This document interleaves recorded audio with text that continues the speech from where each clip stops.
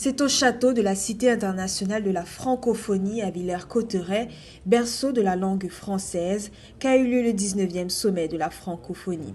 Les dirigeants des pays membres de l'OIF se sont réunis pour aborder les défis et les opportunités de la langue française.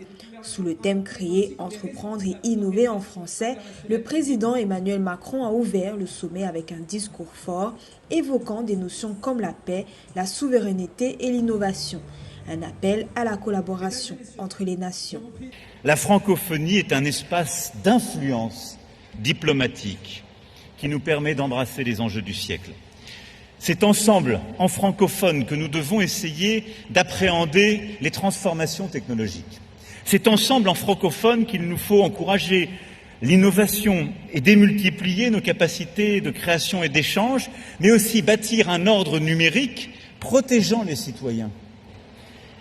La francophonie est cette cité solidaire de 330 millions d'âmes que nous pouvons être fiers d'habiter.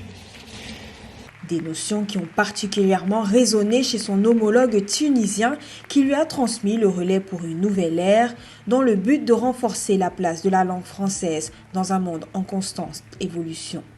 Notre ambition est de voir que ce 19e sommet puisse donner un nouvel élan à l'action francophone en harmonie avec les valeurs de la solidarité, de la tolérance et de justice que porte la francophonie et qu'on puisse offrir de nouveaux horizons et répondre aux attentes de nos populations.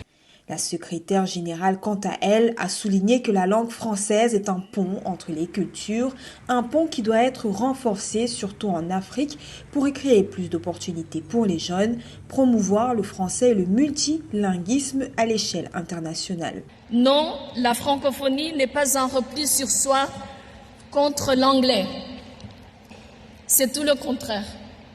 C'est une communauté qui promeut la langue française dans la diversité linguistique qui caractérise notre monde aujourd'hui, donc le multilinguisme sur la scène internationale. Et non, la francophonie n'est pas la France-Afrique.